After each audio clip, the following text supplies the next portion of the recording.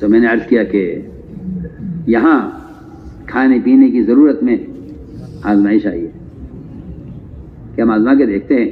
یہ حرام گوشت کھا لیتے ہیں کہہ کر کہ اب کچھ اور نہیں ہے تو کیا کریں، جو حکم برا کرتے ہیں. لوگ صحابہ کرام کی برکتوں کے واقعات کو بیان کرتے ہیں. چوہا شرکے لے کے آ رہا ہے اور مشکی سے گھی کا بھر گیا ہے اور آسمان سے کھانا اتر رہا ہے، جی ہاں، اور چکی میں سے آٹا نکل رہا ہے. یہ سمجھتے ہیں یہ صحابہ کے ایمان کا کمال ہے. میں کہتا ہوں ایمان کا نہ یہ مقتضا ہے، نہ یہ ایمان کی علامت ہے، نہ یہ ایمان کا مقصود ہے، نہ یہ ایمان کی حقیقت ہے، کچھ نہیں ہے. یہ خامخواہ کی بات ہے. لوگ کہتے ہیں ایسے بن جائے کہ جیسے صحابہ کے ساتھ ہمارے ساتھ ہونے لگے. نہیں، یہ ان کے ایمان کا کمال نہیں ہے، یہ ان کی اطاعت کا کمال ہے. یہ حرام کاروبار کر کے برکت کی دعائیں کرائے، یہ حرام کاروبار کر کے جو ہے برکت کے تعویذ مانگے.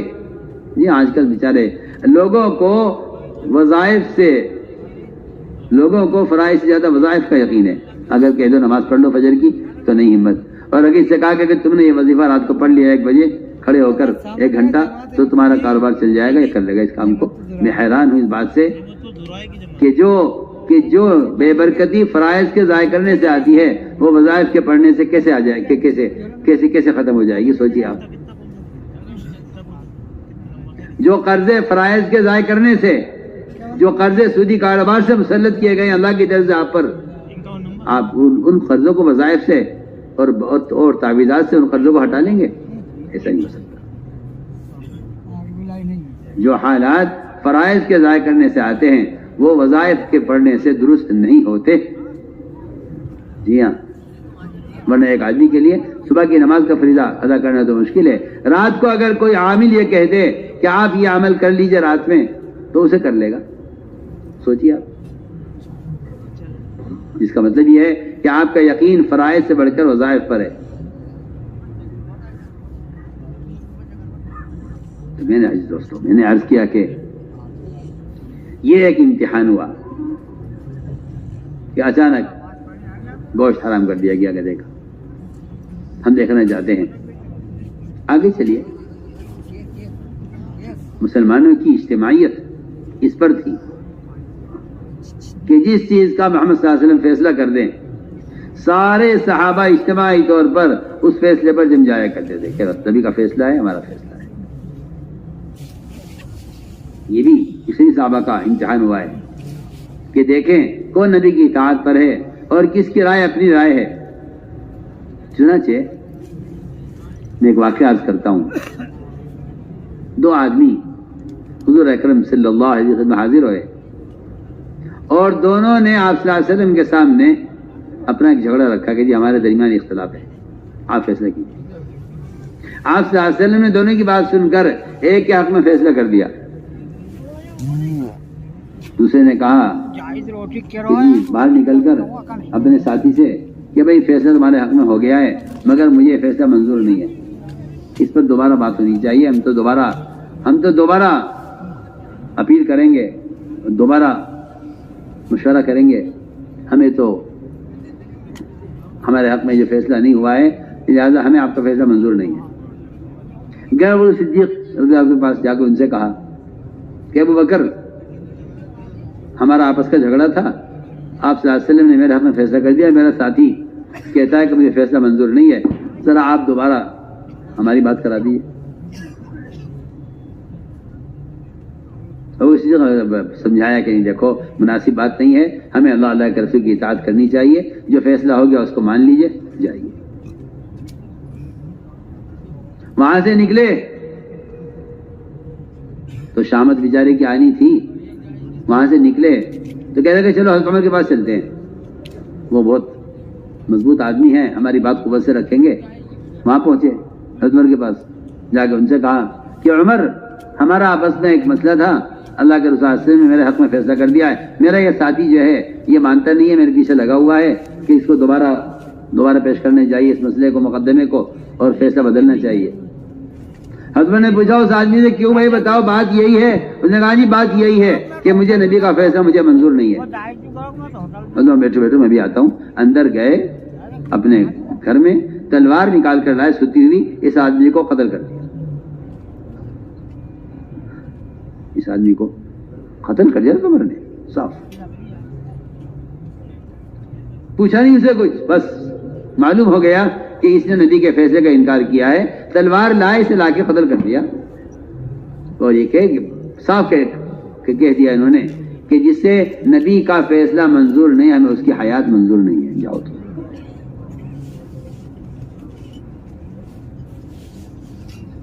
یہاں مسلمان سنتوں میں جھگڑ رہا ہے. جی ہاں، اور وہاں انہوں نے صاف تلوار لہس کے دوڑا دی. اس پر اللہ نے قرآن کی آیت نازل فرمائی حضرت عمر کے اس فعل پر، فلا وربک لا یحتاج حکیمک فیما شجر بینہم، کہ تیرے رب کی قسم یہ لوگ ایمان والے ہو ہی نہیں سکتے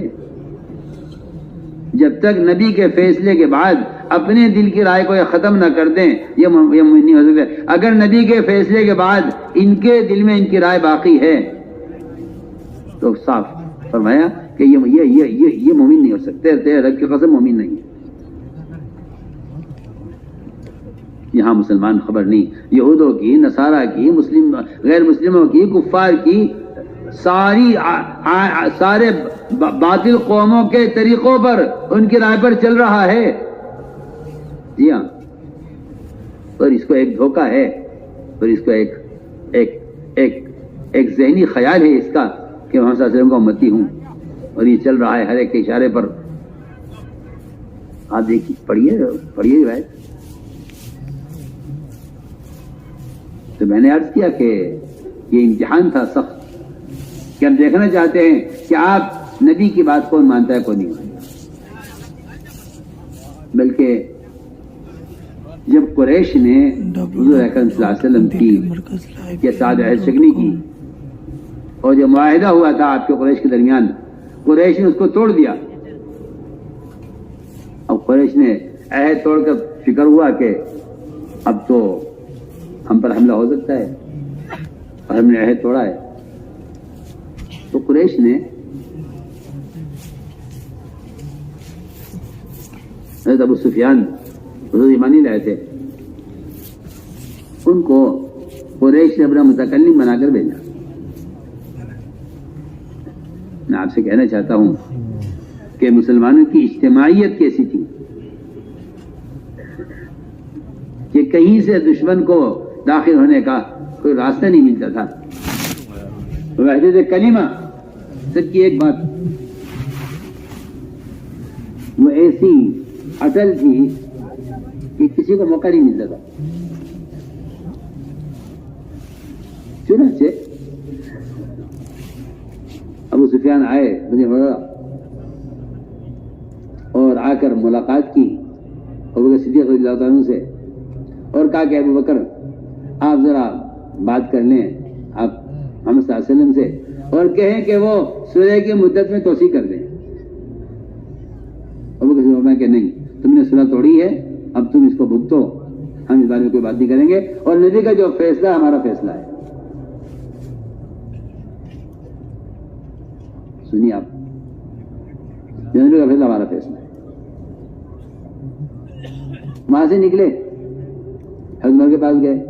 حضرت عمر سے کہا عمر یہ مسئلہ ہے اور آپ ذرا بات کر لیں اور اس فیصلے پر کو بدلوا دیں. حضرت فرمایا کہ نہیں، یہ عہد نامہ یہ بھی ٹوٹ جائے، تم کو نیا عہد کر رہا اس کو بھی توڑ دے. اس نے حق کو کوئی سنوائی نہیں ہے. یہاں اللہ کا جو حکم ہے ہم سب کے لیے حکم ہے. وہاں سے بھی نکلے مایوس ہو کر ابو سفیان، کیونکہ آپ فرمایا تھے کہ دیکھو ابو سفیان آ رہا ہے، اس کو مایوس کر کے اور اس کو راضی کر کے بھیجنا ہے. مایوس بھی کرنا ہے، راضی بھی کرنا ہے. راضی تو اس طرح کرنا ہے کہ ہر ایک کا اکرام کرو، اور مایوس اس طرح کرنا ہے کہ اس کا مطالبہ پورا نہیں ہونا ہے. وہاں سے نکلے حضرت عمر کے پاس سے مایوس ہو کر حضرت فاطمہ کے پاس گئے. ان سے کہا کہ تو ابا جان سے ہمارا کام کروا دو تو ہم تمہیں قریش کی عورتوں کا سردار بنا دیں گے. دیکھیے میں اسی پر آپ سے کہنا چاہتا ہوں کہ جو مسلمان کو دنیا کے چھوٹے چھوٹے عہدے اور ذرا چھوٹی سی کہیں کی سرداری مل جائے تو یہ سب سے پہلے دین کو رخصت کرتا ہے اور سب سے پہلے فیصلہ کرتا ہے کہ میں کیونکہ ان کا یہ عہدہ مل رہا ہے تو اس عہدے میں یہ سب سے پہلے اپنے عقیدے کے خلاف، اپنے طریقے کے خلاف، اپنے محمد صلی اللہ علیہ وسلم کی سنتوں کے خلاف یہ ساری مخالفت شروع ہو جاتی ہے اگر اس کو دنیا میں کوئی چھوٹا سا عہدہ مل جائے۔ حضرت فاطمہ سے کہا گیا کہ اگر آپ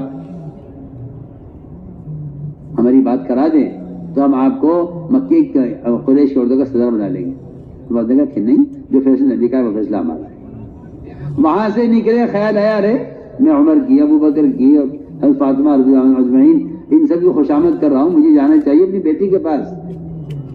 اگر بیوی بات کرے گی میاں سے اور ام حبیبہ بات کریں گی آپ صلی اللہ علیہ وسلم سے تو مسئلہ حل ہو جائے گا۔ ان کی بیٹی ام حبیبہ وہاں پہنچے، بیٹی کے گھر جا کے بیٹی سے کہا، جب داخل ہوئے گھر میں بیٹھنے لگے چارپائی پر تو ام حبیبہ نے کہا بیٹھ جا۔ ارے کہاں بیٹھ رہا ہے، خبیث، گندا، ناپاک، نجس، کھڑا رہے ابھی، یہ اللہ کے نبی کا بستر ہے، تو ناپاک ہے۔ اس پر وحی آتی ہے، یہ پاک بستر ہے۔ حالانکہ باپ آیا تھا لیکن ام حبیبہ نے اپنے باپ کو آپ صلی اللہ علیہ وسلم کے بستر پر نہیں بیٹھنے دیا کہ یہ وحی کے اترنے کی جگہ ہے، اور محمد صلی اللہ علیہ وسلم کا کہ پاک جسم کا پاک بستر ہے، اس پر نہیں بیٹھ سکتا، کھڑا رہے ابھی، پہلے بستر ہٹا دوں پھر بیٹھنا۔ باپ بھی حیران تھا کہ یہ بیٹی کیسی بدل گئی۔ بستر اٹھا کے رکھا، ام حبیبہ نے کہا بیٹھو، کیا بات ہے، کیسے آنا ہوا؟ یہ دیکھو تمہارے باپ کا مسئلہ ہے، تمہاری قوم کا مسئلہ ہے، اور ہم بڑے خطرے میں آ گئے ہیں، تم بات کر لو اللہ کے نبی سے کہ وہ صلح کی مدت کو بڑھا دیں۔ انہوں نے جواب دیا کہ نہیں، یہاں تو تم کسی بچے سے پوچھ لو، کسی عورت سے پوچھ لو، جو فیصلہ لا کر رسول کا فیصلہ ہمارا ہے، جاؤ واپس یہاں سے۔ میں تو آپ کو مثالیں دے رہا ہوں شروع سے، ملائکہ سے لے کر میں نے یہاں تک آپ کو مثال پیش کی ہے۔ تو میرے دوستو، بنیادی بات یہ ہے، اصل چیز ہے حال کے امر کا پورا ہونا۔ حال کا امر کیا ہے؟ حال کے امر کا پورا ہونا اطاعت ہے، حال کے امر کا ضائع ہونا نافرمانی ہے۔ حال کے امر کا پورا ہونا اطاعت ہے، حال کے امر کا ضائع ہونا یہ نافرمانی ہے۔ اس لیے میں نے عرض کیا کہ حضور اکرم صلی اللہ علیہ وسلم نے ایک امت تیار کی تھی، اور وہ امت اطاعت کی بنا پہ تیار ہوئی تھی۔ آپ صلی اللہ علیہ وسلم صحابہ کے ساتھ سفر میں تھے، قوم سمود کی بستی سے گزر ہوا آپ کا۔ آپ نے فرمایا کہ دیکھو اس قوم پر عذاب آیا ہے، اس قوم پر عذاب آیا ہے، تم ان کے کنویں سے پانی مت لینا۔ سنیے، اس قوم پر کیا آیا ہے؟ ان کے کنویں سے پانی مت لینا۔ سوچیے آپ، اس قوم پر عذاب آیا ہے، ان کے کنویں سے پانی مت لینا۔ گزر رہے تھے وہاں سے، فرمایا کہ یہاں سے کسی کے ساتھ گزر جاؤ سر چھپا کر، اور روتے ہوئے گزرو، یہاں سے روتے ہوئے گزرو اور سر چھپا کر گزر جاؤ یہاں سے تیزی کے ساتھ۔ میرے دوستو عزیزو، جب مسلمان کے دل سے اللہ کے عذاب کا خوف ختم ہو جاتا ہے تو عذاب کے آنے کی جگہیں مسلمانوں کی تفریح گاہ بن جاتی ہیں۔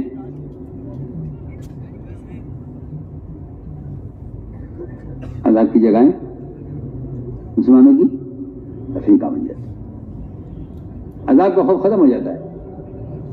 تو جن پر عذاب آیا ہے ان کی بستیاں مسلمانوں کے لیے وہ تفریح کی جگہ بن جاتی ہیں۔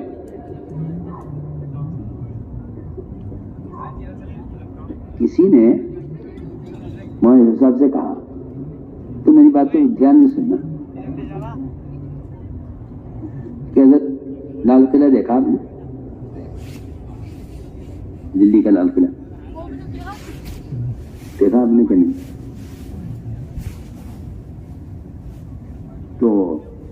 بچپن نازت تھا. کچھ دوست آئے ادھر ادھر سے, مولوی صاحب سے کہا بچپن نازت تھا, پڑھائی کا زمانہ تھا, مولوی صاحب کا پڑھائی کا زمانہ تھا. تو کاننے سے کچھ اعزا آئے, مولوی صاحب سے کہا کہ چلو ہمارے ساتھ داخلہ دے.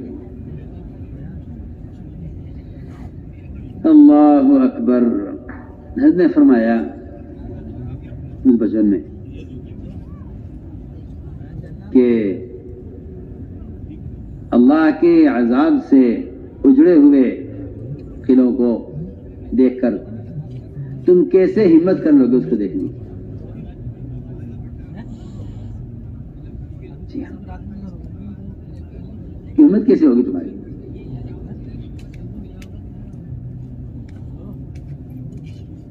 کہ مسلمانوں کی ہزیمت, جی ہاں, اور ان کی شان و شوکت کا اجڑا ہوا ماحول دیکھنے کی تمہاری ہمت کیسے ہوگی؟ کہ میری ہمت تو نہیں ہے, میری ہمت تو نہیں ہے کہ ہم جا کے اس سے دیکھیں, میری ہمت تو نہیں ہے.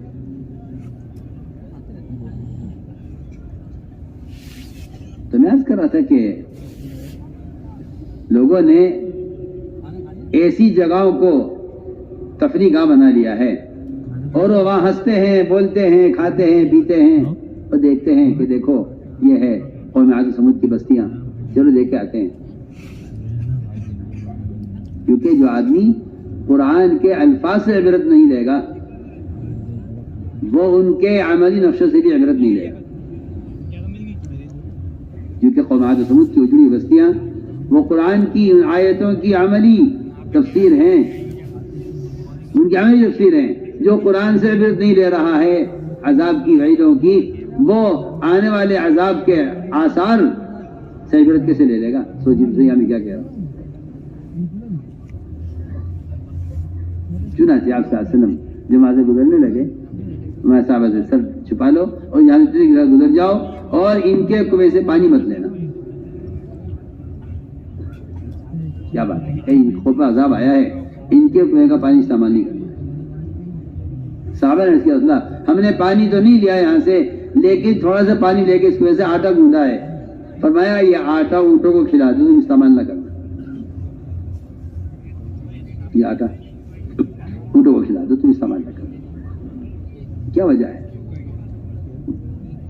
کیا وجہ ہے اس کی؟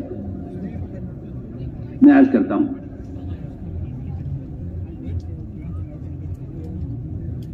جو چیز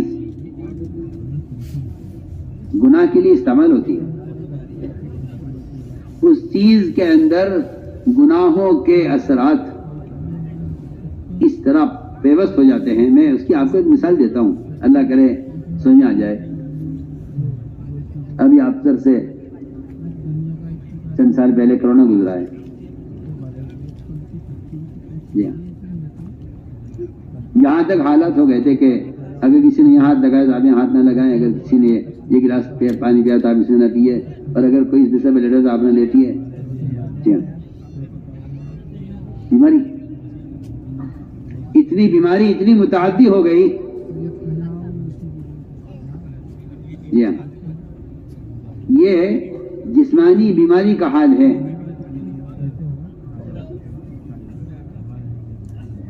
کہ اگر کوئی مر بھی گیا اس بیماری میں تو اس کو بھی ہاتھ لگانے کو منع کر دیا کہ نہیں بھائی اس کو تم حوالے کر دو اور اس کو کوئی قریب نہ آئے. پر آج جو بھی صورتحال بنی اس وقت, میں تو آپ کو مثال دے رہا ہوں سمجھانے کے لیے کہ اتنا اثر باقی رہ جاتا ہے اس کا, اس کی بیماری کا. اور آپ صلی اللہ علیہ وسلم اپنے صحابہ سے فرما رہے کہ دیکھو ان کے کنویں سے پانی مت لینا, ان کے کنووں پر ابھی تک ان کے گناہوں کا, ان کے آنے والے عذاب کے اثرات ابھی تک ہیں. ہزاروں سال قوم سمود سے لے کر آپ صلی اللہ علیہ وسلم تک. میں اس پر مثال عرض کر رہا تھا کہ محمد صلی اللہ علیہ وسلم نے ایک میواتی کو ذرا اچھا قیمتی کپڑا پہنے ہوئے دیکھا، موٹا کپڑا تھا، قیمتی کپڑا تھا. حضرت خیال یہ ہوا کہ یہ اس کی حیثیت تو اس کپڑے کی نہیں ہے خریدنے کی، یہ کپڑا کہاں سے آیا؟ حضرت نے پوچھا ان سے، میرا دین کا حضرت کا ساتھ حضرت پاس رہتا تھا، خادم حضرت کا، پوچھا کہ کہاں سے آیا کرتا، کہاں سے خریدا؟ کہ جی یہ تو میں نے خریدا ہے بازار سے. ہے کہ اتنا مہنگا کپڑا تجھے کیسے مل گیا، کہاں سے خریدا تو نے؟ کہنے لگا کہ جی یہ تو بڑا قیمتی کپڑا ہے، یہ تو ہم نہیں خرید سکتا، لیکن وہاں جامع مسجد پر بازار لگتا ہے ہفتے کے روز، اور اس میں نوابوں کے اور مالداروں کے مستعمل کپڑے آ کے بکتے ہیں، وہ نیلامی ہوتی ہے ان کی، وہ بہت سستے ہوتے ہیں.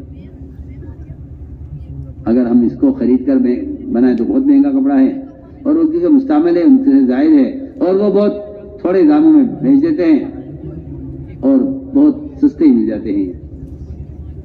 ہم نے فرمایا اس سے ابھی اس کو اتار دے. نہیں میں اس کو دھو لیا ہے. فرمایا اس کو ابھی اتار دے، اس کپڑے کے اندر جو گناہ کیے گئے ہیں ان سارے گناہوں کے کرنے کی طرف تیری طبیعت چلے گی، اور تیرا دل چاہے گا وہ سارے گناہ کرنے کے لیے جو گناہ اس کپڑے میں ہوئے ہیں.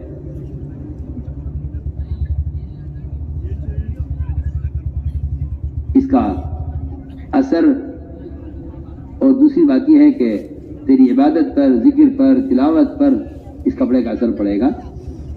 اس کپڑے پر بھی اتار. فرمایا کہ تو سستا کپڑا گھٹیا نیا خرید کے پہن لے، یہ بہتر ہے اس سے کہ تو ان کپڑوں کو استعمال کرے جن کپڑوں کو اب غیروں نے گناہوں میں استعمال کیا ہے، گناہوں کے ساتھ استعمال کیا ہے. تو میں سوچ رہا تھا، میں نے کہا کہ اگر کوئی شخص اس کا انکار کرے کہ اس سے کیا ہوتا ہے، اس سے کیا ہوتا ہے؟ نیکیوں کے اثرات بھی اللہ کی قسم اسی طرح کپڑے میں آ جاتے ہیں، جس طرح گناہوں کے اثرات آتے ہیں، اسی طرح نیکی کے بھی اثرات آتے ہیں. امام شافعی رحمۃ اللہ علیہ نے امام احمد بن حنبل رحمۃ اللہ علیہ کو کے بارے میں خواب دیکھا، بشارت ہوئی. آپ صلی اللہ علیہ وسلم خواب میں تشریف لائے اور کہا کہ احمد بن حنبل سے کہو کہ وہ اپنے مسلک پر، اپنی بات پر جمے رہیں. حالات تو بہت آئیں گے لیکن وہ اپنی بات پر جمے رہیں. میں مثال دے رہا ہوں اسے. چنانچہ وہ اب بات پر جمے رہے، حالات بھی آئے، کوڑے بھی لگے، سب کچھ ہوا، لیکن وہ اپنی بات پر جمے. میں کہ اگر انہوں نے ایسا کر لیا تو اللہ تعالیٰ ان کے علم کو عالم میں پھیلائیں گے. تو یہ خبر دینے کے لیے امام شافعی نے ایک خط میں، کاغذ میں خواب لکھ کر، لفافہ بند کر کے اپنے آدمی کو دیا کہ جاؤ یہ خط لے جاؤ. وہ لے گئے. امام ہمیں خط کھول کے پڑھا، اس میں خواب لکھا ہوا تھا. رونے لگے اور رو کے فرمایا کہ تم یہ بشارت لے کر آئے ہو، میرا دل چاہتا ہے کہ تمہیں کوئی چیز دوں، میرے پاس بس کچھ نہیں ہے. وہ اندر کا جو بنیان ہوتا ہے پہننے کا، وہ پہنے بیٹھے ہوئے تھے. تو کہا کہ خوشخبری لے کر آئے ہو، لو یہ بنیان میں دے دیتا. احمد رحمۃ اللہ علیہ نے اپنا بنیان اتار کر دیا، اس بشارت لانے والے کو ہدیہ کیا. یہ لے گئے. امام شافعی نے پوچھا کیا ہوا؟ جی میں گیا تھا، میں نے ان کو خط دیا، انہوں نے پڑھا، اور پڑھنے کے بعد انہوں نے مجھے اپنا بنیان اتار کے دیا، ہدیہ کر دیا کہ میرے پاس تمہیں دینے کے لیے اس کے علاوہ کچھ نہیں ہے، یہ لے جاؤ. امام شافعی نے فرمایا کہ میں تم سے یہ تو نہیں کہتا کہ یہ بنیان مجھے دے دو، یہ تو بڑی برکت کی چیز ہے، تم رکھو اپنے پاس، لیکن میں تم سے اتنا ضرور کہتا ہوں کہ اس کو پانی میں بھگو کر اس کا پانی مجھے دے دو، کہ پانی میں برکت کی بات رکھوں گا. یہ بڑوں کے درمیان یہ اثار، یہ محبتیں اور یہ قرابتیں تھیں.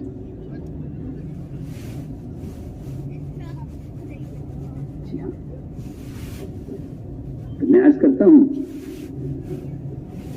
کہ کسی چیز کا اگر کسی نے استعمال کیا ہے، تاریخ میں واقعہ لکھا ہے